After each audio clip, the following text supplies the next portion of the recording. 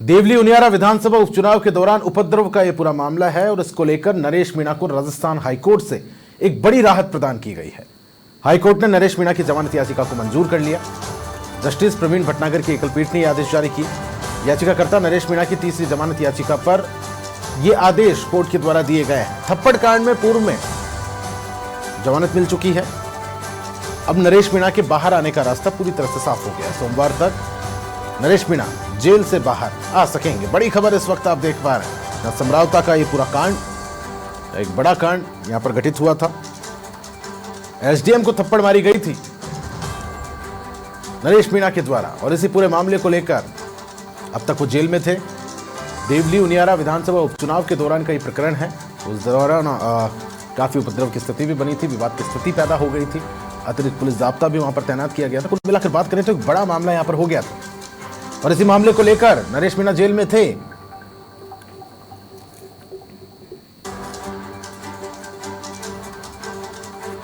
और फतेहराम मीणा जी हमारे साथ जुड़ गए हैं, जो कि नरेश मीणा के वकील हैं, एडवोकेट हैं। फतेहराम जी, मेरी आवाज आप तक पहुंच पा रही है?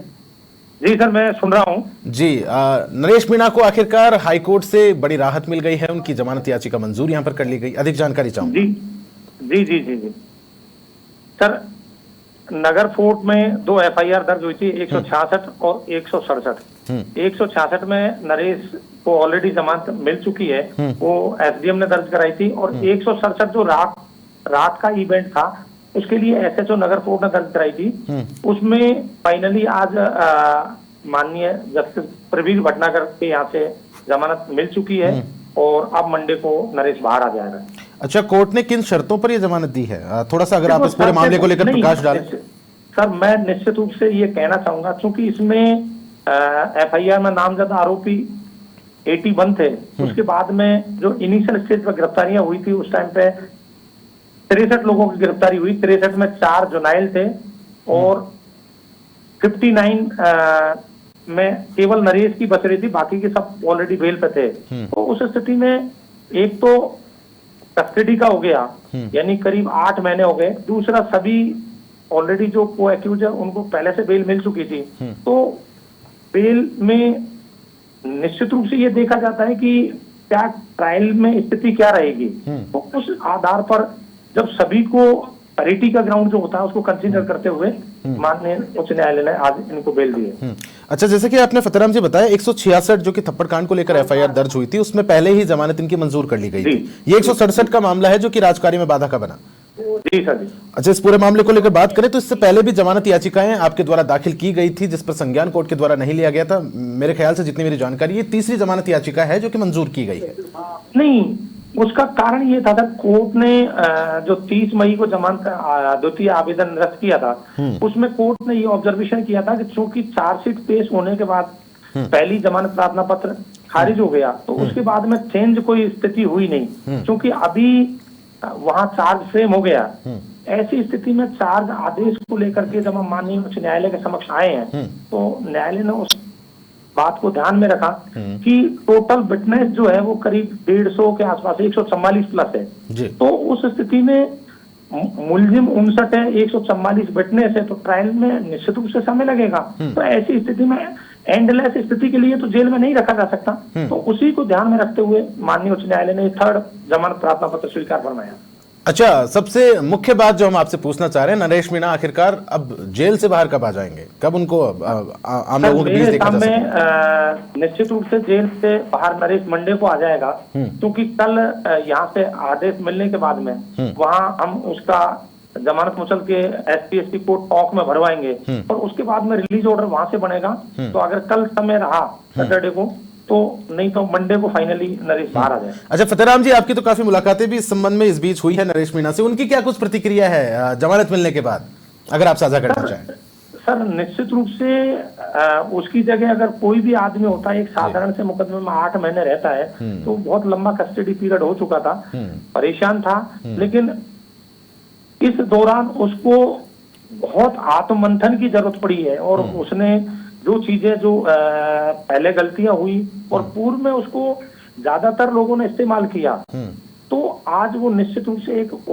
उभरे हुए व्यक्तित्व के रूप में, निखरे हुए व्यक्तित्व के रूप में आपके सामने आएगा और जनता की और ढंग से मदद कर पाएगा और उनके लिए वो निश्चित रूप से ज्यादा कारगर साबित होगा। ठीक है, बहुत शुक्रिया फतेहराम मीणा जी, आप हमारे साथ जुड़े, इस पूरे मामले को लेकर आपने प्रकाश डाला। बड़ी खबर इस वक्त देवली उनियारा विधानसभा उपचुनाव के दौरान जो अच्छा, ललित शर्मा इसी बीच हमारे साथ जुड़ गए हैं, विधि सलाहकार। ललित जी, स्वागत है आपका।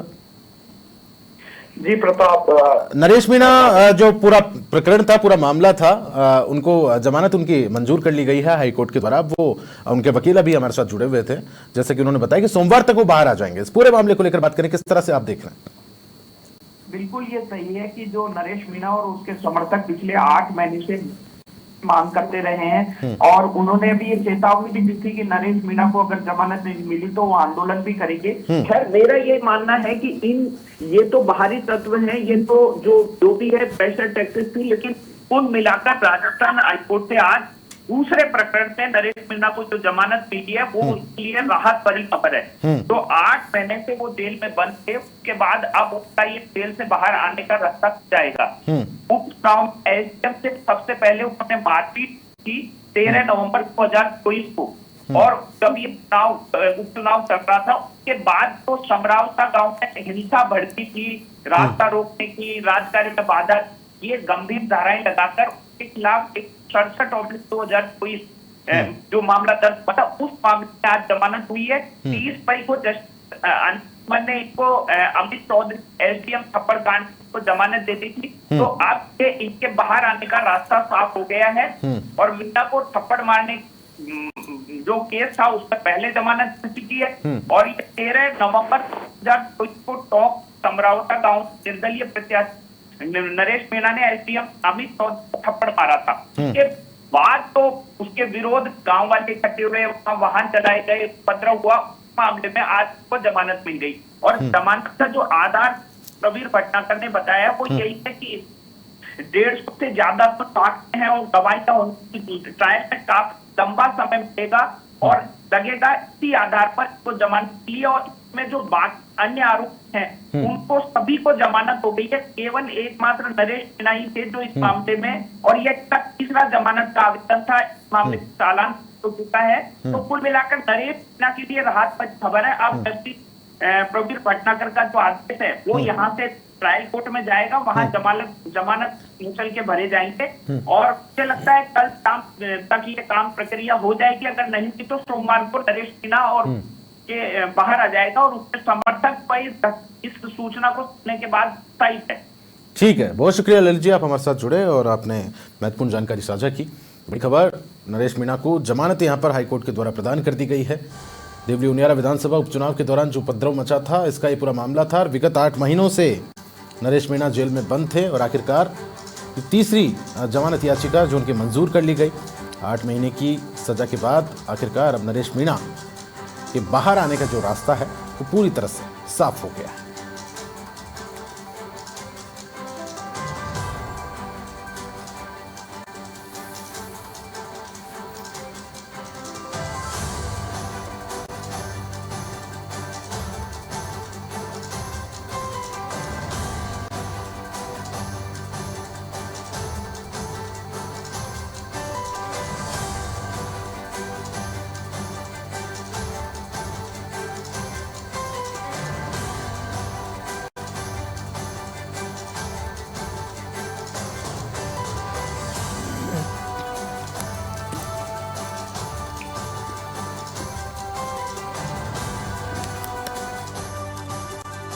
अगस्त 2024 पुलिस थाना नगर कोर्ट में नरेश को जमानत मिल गई है, क्योंकि इसमें और लोगों को पहले ही जमानत मिल चुकी थी, केवल नरेश का जमानत आवेदन पेंडिंग था। फाइनली आज नरेश को जमानत मिल गई है और सभी में पूर्व में जमानत मिल चुकी है। ऐसी स्थिति में हमारे बीच में नरेश मंडे को बाहर आ जाएगा। निश्चित रूप से ये न केवल नरेश की विचारधारा और सभी जो हमारी लीगल उसमें सहायता कर रहे थे उन सभी एडवोकेट्स, साथी, कार्यकर्ता, उनके परिवारजन और हम सभी के धैर्य की, और खास तौर से मैं मीना छात्रावास एवं अध्ययन केंद्र झालाना डूंगरी, जिसका नरेश विद्यार्थी रहा है और मैं भी वहां से विद्यार्थी था, और उसी के चलते हमारी एक बॉन्डिंग, फैमिली बॉन्डिंग रही और उसके लिए विगत 8 महीने से हमने और हमारी टीम ने जो अथक प्रयास किए, और इन सभी जिनका मैं बहुत लंबी लिस्ट है, कम से कम हजारों की संख्या में ऐसे अनेक लोग हैं जो नरेश के लिए अपने घर से पैसा, रुपया, साधन, संसाधन लेकर के और उसके रिहाई के लिए और उसके वेल रिसर्च के लिए सारा प्रयास कर रहे हैं। उन सभी को बहुत बहुत धन्यवाद आपके माध्यम से मैं देना चाहूँगा, और ईश्वर से दुआ करता हूँ कि निश्चित रूप से नरेश आगे ऊंचाइयों पर जाए। और मैं माननीय न्यायालय का, और मेरे को शुरू से विश्वास था कि देर आए दुरुस्त आए, इसमें जिन जिन लोगों ने जहां सहयोग किया उनका मैं सबसे बहुत बहुत धन्यवाद देता हूं। खासतौर से नरेंद्र जी धाकड़ एवं अन्य जो साथी लोग थे, सरकार की ओर से भी इसमें जो सहयोग मिला उसके लिए भी बहुत। और समाचार प्लस के senior editor Manish Sharma ji news room से हमारे साथ लाइव जुड़ चुके हैं इस पूरे मामले पर अधिक प्रकाश डालने के लिए। मनीष जी, मेरी आवाज अब तक पहुंच पा रही होगी? बिल्कुल प्रताप। नरेश मीणा को जमानत आखिरकार दे दी गई। 3 जमानत याचिका यहां पर दाखिल की, जिसके बाद ये तीसरी मेरे ख्याल से जमानत याचिका स्वीकार कर ली गई। हाईकोर्ट ने एक बड़ी राहत उनको दी। इस पूरे मामले को लेकर बात करें तो आप किस तरह से देखते हैं? प्रताप, मैं आपको तकरीबन 8 महीने पहले के घटनाक्रम पर ले जाना चाहूंगा। तब निवाई वाली जो सीट थी उस पर उपचुनाव होना था, और 24 नवंबर 2024 को ये घटनाक्रम हुआ जब अमित चौधरी जो एसडीएम थे और उस वक्त वहां पर पोलिंग ऑफिसर थे, नरेश मीणा की कुछ देर उनसे बहस हुई। उसके बाद उन्होंने उनको थप्पड़ मारा, जिसको पूरी दुनिया ने देखा। नरेश मीणा वहां से चले गए, और उसके बाद वो लोगों को, जब रात को हंगामा हुआ तो गांव वालों ने नरेश मीणा को वहां से भगा दिया। मैं इस पूरे घटनाक्रम का खुद प्रत्यक्षदर्शी रहा हूं कि नरेश मीणा ने अगले दिन सबसे पहले हम लोगों से बातचीत की और कहा कि वो गिरफ्तारी नहीं करेंगे, लेकिन उसके बाद पूरे के पूरे समरावता गांव को पुलिस की छावनी में तब्दील कर दिया गया। एसपी, डीआईजी, तमाम अधिकारी वहां थे, और नरेश मीणा को गांव के बीच से गिरफ्तार करके लाया गया। जैसा आपने बताया, नरेश मीणा को थप्पड़ वाले मामले में पहले ही जमानत मिल चुकी थी, लेकिन आज आगजनी वाले मामले में उनको, जो कि बाद में इस घटना के बाद पूरे समरावता गांव में हुई और सैकड़ों की संख्या में वाहनों को आग के हवाले कर दिया गया। बाद में हालांकि राजस्थान सरकार ने तमाम वाहन मालिकों को इसका मुआवजा भी दिया, लेकिन नरेश मीणा पिछले करीब 8 महीने से टोंक की जेल में बंद थे, और कई बार ऐसी आशंका हुई कि मीणा समाज सड़कों पर उतरेगा। राजनीतिक दबाव बनाने के प्रयास किए गए, लेकिन कानून के आगे किसी की नहीं चली, और नरेश को लगभग 8 महीने तक जेल में बंद रहना पड़ा। जहां तक उसकी रिहाई का मुद्दा है, यह आदेश अब टोंक पहुंचाया जाएगा, और शनिवार होने की वजह से, रविवार होने की वजह से यह संभावना है कि सोमवार की सुबह यह आदेश पारित होने के बाद नरेश मीणा जेल से बाहर आ पाएगा। तो कुल मिलाकर 8 महीने चला यह घटनाक्रम, और कई मामलों के बाद नरेश मीणा को जमानत मिली है, तो ऐसे में अब उसका बाहर आने का रास्ता साफ हो गया है। नरेश मीणा की अगर राजनीतिक कद की बात की जाए प्रताप, तो निश्चित रूप से किरोड़ी मीणा के बाद नरेश मीणा राजस्थान में आज मीणा समाज के, खास तौर पर युवाओं के एक बहुत बड़े नेता हैं। कांग्रेस में शामिल हुए थे और छबड़ा और बारा से उन्होंने टिकट मांगा, लेकिन जब कांग्रेस ने टिकट नहीं दिया तो बतौर निर्दलीय वो चुनाव मैदान में उतरे और 44,000 वोट हासिल किए, और यही एक वजह थी कि कांग्रेस के प्रत्याशी को हार का सामना करना पड़ा। ठीक इसी तरीके के हालात निवाई उपचुनाव में भी थे, लेकिन इस थप्पड़ कांड ने नरेश के राजनीतिक करियर को एक तरीके से यू टर्न दिया। अब नरेश को अपने वापस राजनीतिक कैरियर को जमाने के लिए पूरी मेहनत करनी पड़ेगी, लेकिन इसमें कोई दो राय नहीं है कि नरेश मीणा के साथ मीणा वर्ग का युवा वर्ग पूरी तरह से साथ खड़ा है। जी प्रताप, इस पूरे मामले को लेकर अगर बात करें तो इससे पहले ब्यूरोक्रेसी लॉबी के द्वारा भी सरकार पर लगातार दबाव बनाने की कोशिश यहां पर की गई थी थप्पड़कांड मामले को लेकर। 167 के अंदर जिनकी जमानत 166 में, माफ कीजिएगा, पहले हो चुकी थी, और अब जो राजकाज में बाधा पहुंचाने का मामला था, इसमें आज जमानत हो गई है। अब इस पूरे वाकये पर अगर विस्तार पूर्वक नजर डालें तो अब राजनीतिक कद को लेकर नरेश मीणा की क्या कुछ संभावनाएं आप देखते हैं? प्रताप, जैसा मैंने आपको बताया कि हर तरीके के प्रयास किए गए, तमाम तरीके के दबाव बनाए गए। आपको याद होगा कि नरेश मीणा के परिजन मुख्यमंत्री भजनलाल शर्मा से मिले थे, लेकिन जब कानून की बात आती है तो इस तरीके के राजनीतिक दबाव काम नहीं आते। लेकिन निश्चित तौर पर इसका एक मनोवैज्ञानिक दबाव सब तरफ पड़ता है। इसके अलावा नरेश मीणा और मीणा समाज के युवाओं ने एक बहुत बड़े आंदोलन की चेतावनी दी, तारीख भी तय कर दी गई थी, लेकिन समझाइश के बाद युवा वर्ग जो है वो अपने उस आंदोलन को वापस लेने के लिए तैयार हो गया था। आंदोलन वापस लिया गया, सड़कों पर उतरने का जो आह्वान था उसे रोक लिया गया। लेकिन इस बीच में कानूनी प्रक्रिया अपना काम करती रही। चूंकि नरेश के खिलाफ, जैसा आप भी बता रहे हैं, कि 3 अलग अलग मामले थे, जिनमें से 2 में उसे जमानत मिल चुकी थी, और ये तीसरा मामला जिसमें आज उसे जमानत मिली है, उसमें आज जमानत मिलने से उसको बाहर निकलने का रास्ता साफ हो गया है। और जहां तक राजनीतिक कद और करियर की बात है, ये प्रताप मैंने जैसे अभी बताया कि एक बहुत बड़ा नाम बन चुका था नरेश मीणा समरावता थप्पड़ कांड से पहले, और जैसा कि उसने छबड़ा में 44,000 वोट हासिल किए, वो ये बताने के लिए काफी है कि नरेश का राजनीतिक कद लगातार बढ़ रहा था। लेकिन समरावता कांड से उसकी छवि को थोड़ी सी ठेस पहुंची, और उसी का नतीजा है कि 8 महीने बाद जब वो जेल से निकलेगा तो कोई बड़ी बात नहीं, उसको एक हीरो के तौर पर लिया जाए। और टोंक में तमाम मीणा समाज का युवा वर्ग, बल्कि यूं कहा जाए पूरा समाज, हो सकता है नरेश मीणा के स्वागत के लिए वहां पहुंच जाए। क्योंकि हमें ये याद रखना चाहिए कि मीणा मार्शल कौम है। राजस्थान के जातिगत समीकरणों की मैं अगर बात करूं तो उनमें कुछ कौम ऐसी है, चाहे वो जाट हो, गुर्जर हो, मीणा हो, ये वो कौम है जिनका बहुत ज्यादा विधानसभा क्षेत्रों में असर है। और अगर मीणा समाज की बात करूं तो चाहे आदिवासी जिले प्रतापगढ़, चित्तौड़गढ़, उदयपुर, बांसवाड़ा, डूंगरपुर, जहां पर परंपरागत तरीके से जो भील वोट है वो भी मीणा समाज से आता है। और अगर दूसरे शब्दों में बात की जाए तो सामान्य जिले, चाहे वो दौसा, करौली, सवाई माधोपुर, टोंक और इसके अलावा धौलपुर, भरतपुर, यहाँ पर भी बाहुल्य है मीणा समाज का।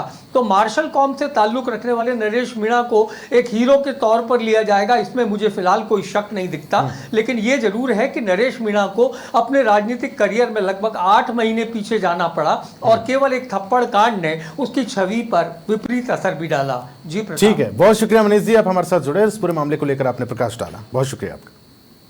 तो देवली उनियारा विधानसभा उपचुनाव के दौरान का ये उपद्रव मामला है, और आखिरकार नरेश मीणा को 8 महीने के बाद अब जमानत प्रदान कर दी गई है। हाईकोर्ट ने उनकी जमानत याचिका स्वीकार कर ली, और अब नरेश मीणा के जेल से बाहर आने का रास्ता पूरी तरह से साफ हो गया है। संभावनाएं जताई जा रही हैं कि इस सोमवार को नरेश मीणा बाहर आ जाए।